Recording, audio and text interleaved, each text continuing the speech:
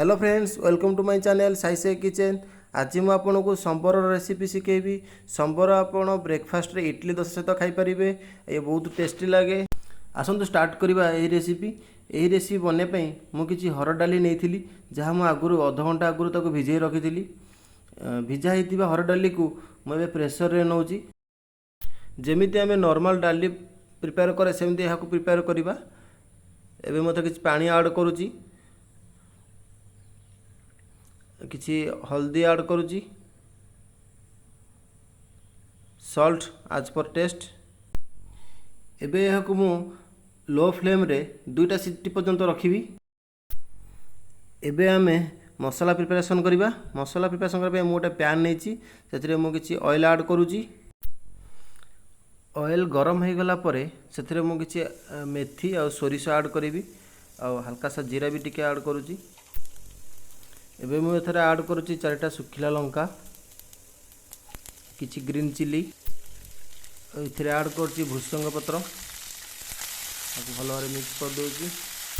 आपण जदि मो चैनल को प्रथम थपे आछन ताले मो चैनल को सब्सक्राइब करंतु और साइड रे थिया बेल आइकन प्रेस करंतु, जा फर कि मो वीडियो रो नोटिफिकेशन आपण पाखरे पहुंच परिबो। एबे मु एथरे ऐड करूची हिंगु, एटा भल फ्लेवर पय मु ऐड करूची। एबे मु एथरे ऐड करूची चॉप ओनियन। गोटे बड़ साइज रो नेइथिली, या को भल से भाजीबा, बेसी गोल्डन ब्राउन करवानी। देखंतु मोर प्याजटा केमती भल से भाजी गेलानी। एबे मु एथरे ऐड करूची गोटे बड़ साइज रो टमाटो, या को भल भाबरे मिक्स करि नबा। भल भाबरे मिक्स होला पर एबे हम एथरे ऐड करिबा गरम मसाला। प्रथमे मु हल्दी ऐड करूची, काश्मीर चिली पाउडर ऐड करूची, संबर मसाला आपण जे कोनोसी ब्रांड रे नै परिबे, आ किछि सॉल्ट मु नउची। लो मीडियम फ्लेम रे आमे आको 5 मिनट पर्यंत मिक्स करिबा। एई टाइम रे मु कोन कोन वेजिटेबल नेची आपण देखै दोची। मु सजना छुई नेची, बैगण नेची, किछि गाजर नेची आ कखारु नेची। एबे आपण देखि पारुथिबे मिक्सचरटा केमती भल से मिक्स हे गलानी। एबे मु सब वेजिटेबल को ऐड करि नउची। आपण एथरे ऑप्शनल भेंडी भी नै परिबे, मूला भी नै परिबे। आपण हिसाब रे आपण वेजिटेबल नै परिबे। एबे मु याको कवर कर रखि दोची। आसन देखिए मोर डाली रो प्रिपरेशन केमते हेची। दुईटा सीटी पर मु याको रखि देथिली। गैस रिलीज होला पर मु याको खोलुची। आपण देखंतु मोर डाली पूरा हे जाई साइज रे। डालीटा भल से फिटिबा दरकार, काना फिटिलेटा भल से मिक्स हे परिबो। गोटा गोटा रहले टिके भल लागेनी। एबे देखंतु कि मिक्सचरटा मोर बहुत बढ़िया करे मिक्स हे जाईची, और बहुत भल से यार लुकटा भी आसी जाईची। एबे एथरे किछि वाटर ऐड करूची। आपको मैक्सिमम 5 मिनट पे बसई दूची।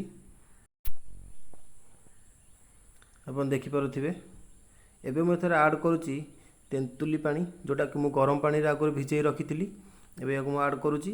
तेंतुली देले बहुत खटा लागे और बड़ा टेस्टी भी लागे, ना संबरटा टिके खटा खटा रहले बहुत भल लागे। अपन देखि पारुथिबे मो वेजिटेबल सब भल से सिझी गलानी। एबे मु एथरे ऐड करिवि डाली, जोटा को मु प्रेशर नहीं थी। एथरा हल्का सा पानी दे मु आको आरी 15 मिनट याको फुटई नेबी। एबे आपण देखि पारुथिबे मो संबर पूरा रेडी ही जाईची। एथरे मु किछि चॉप धनिया पत्र आदरे टिके ऐड करूची। एबे रेडी हिची खाइबे पे। आपण याको इडली संबर सहित खाइ परिबे, डोसा संगे खाइ परिबे, चकुली संगे भी खाइ परिबे। ये बहुत टेस्टी। आपण यदि मो चैनल को प्रथम थर में आसन ताले मो चैनल को सब्सक्राइब करंतु, साइड रे थिया बेल आइकन प्रेस करंतु, मो वीडियो को अन्य मानक मध्यरे शेयर करंतु।